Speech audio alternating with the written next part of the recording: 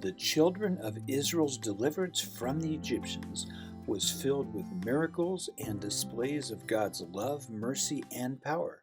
While camped by Mount Sinai, Jethro arrived with Moses' wife and two sons. Moses told him all the Lord had done to deliver the Israelites from bondage to Pharaoh and the Egyptians. Jethro rejoiced for all the goodness the Lord had done to Israel, and said, "Now I know that the Lord is greater than all gods, for in the thing wherein they dealt proudly he was above them." They made a burnt offering and sacrifice to God, and all the elders of Israel came to eat bread with them. Jethro watched Moses sit and judge the people from morning until evening, and asked him, "What is this thing that thou doest to the people?" and why they stood by him all day long. Moses told him it was because the people come unto me to inquire of God. He wanted to teach them the statutes and laws of God, and they had matters to be judged between them. Jethro said, "The thing that thou doest is not good. Thou wilt surely wear away, both thou and the people with thee." He told Moses that this burden was too heavy for him to take upon by himself. We don't know exactly how big the camp of Israel was, but it could have been over 1 million people. Jethro told Moses, "I will give thee counsel, and God shall be with thee." He said that Moses represented the people before God.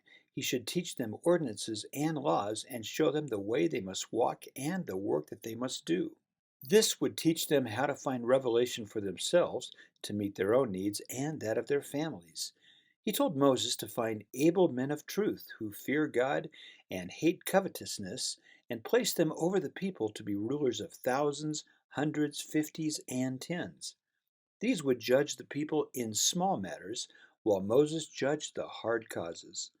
Moses hearkened to Jethro's wise counsel and did all that he said. Jethro went back home, and Moses' burden was now eased by following the wise counsel of his father-in-law. Moses brought the children of Israel to camp before Mount Sinai, which was like a temple to them.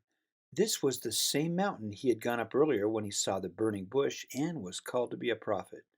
The Lord called to Moses to come up the mountain, and told him to say to the house of Jacob and the children of Israel, "Ye have seen what I did to the Egyptians, and how I bare you on eagle's wings, and brought you unto myself."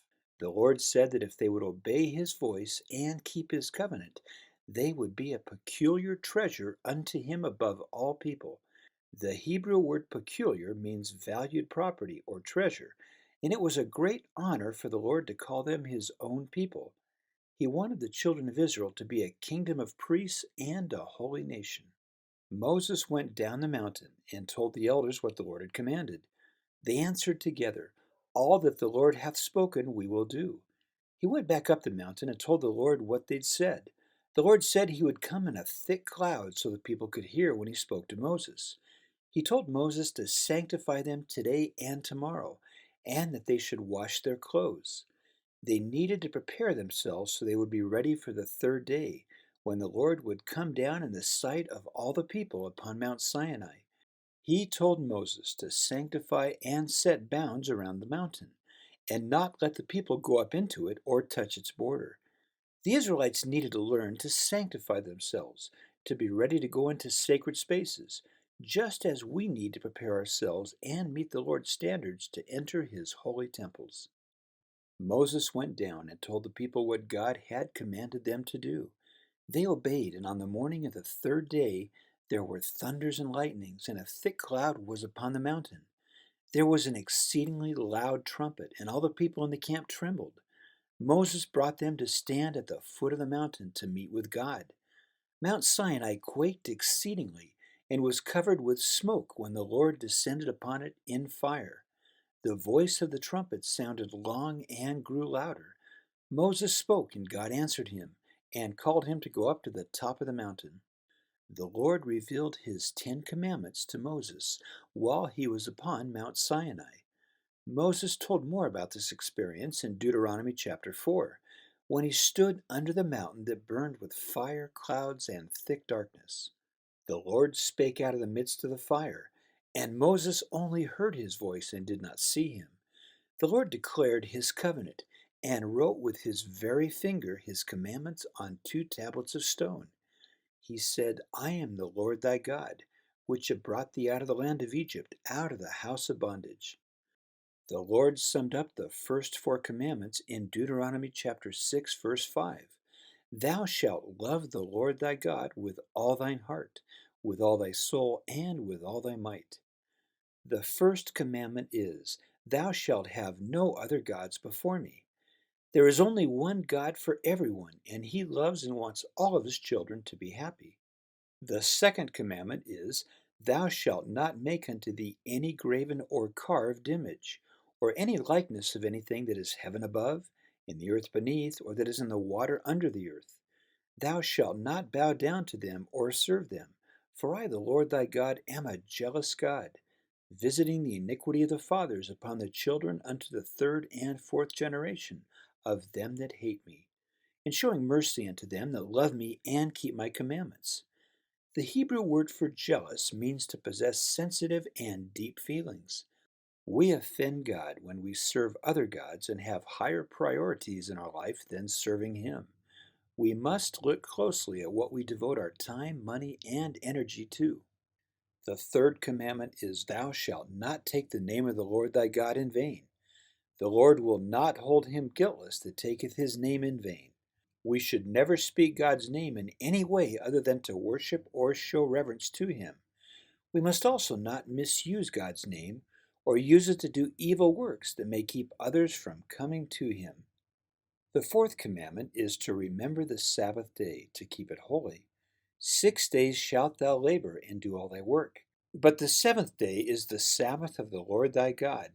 In it thou shalt not do any work, nor thy son, daughter, manservant, maidservant, cattle, nor stranger that is within thy gates. In 6 days the Lord made heaven and earth, the sea and all that in them is, and rested the seventh day. Wherefore the Lord blessed the Sabbath day and hallowed it. This is a holy day to keep ourselves unspotted from the world. All of God's creations are to rest on the Sabbath day and worship the Creator. The Lord summed up the other six commandments in Leviticus chapter 19, verse 18. Thou shalt love thy neighbor as thyself. The fifth commandment is to honor thy father and thy mother, that thy days may be long upon the land which the Lord thy God giveth thee. This is the only commandment that gives the reason for obeying it along with the promise. The Greek word honor means to bring honor to or obey in righteousness, and to see someone's worth or value. The sixth commandment is, Thou shalt not kill.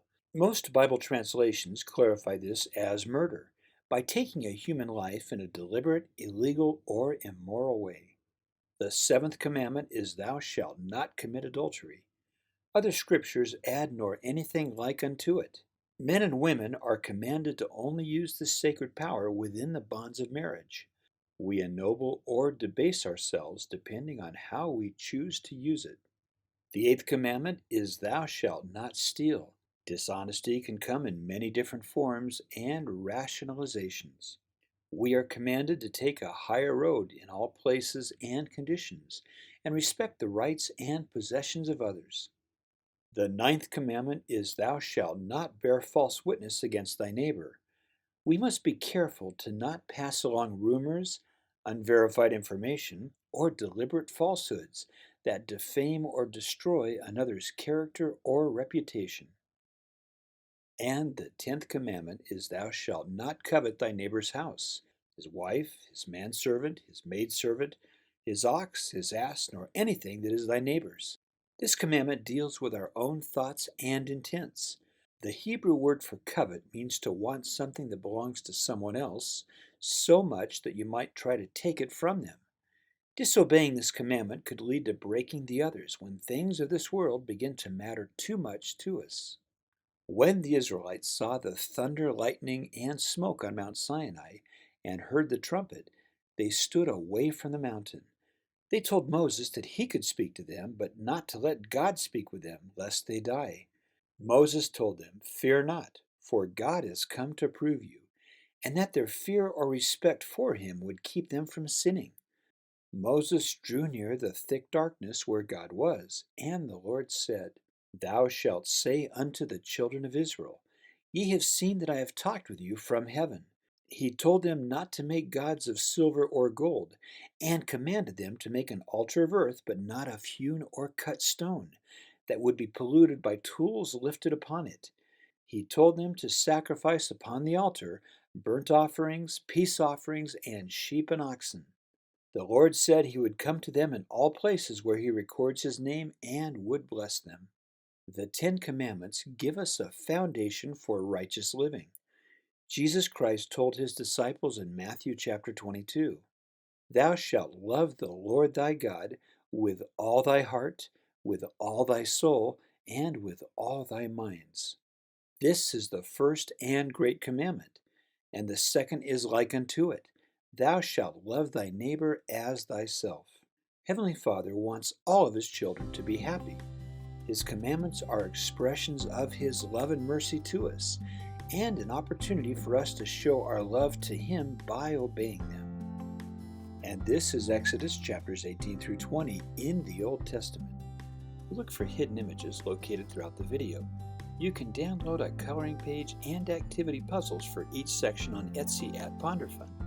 Visit our new Ponderfun.com website and Facebook page to find more fun things to do, and you can listen to these as a podcast. Please like and share these videos with anyone you think might enjoy them. Also, please subscribe to this Ponderfun YouTube channel, and you'll be notified whenever I make new videos. Thanks again for watching, and find some time this week to ponder.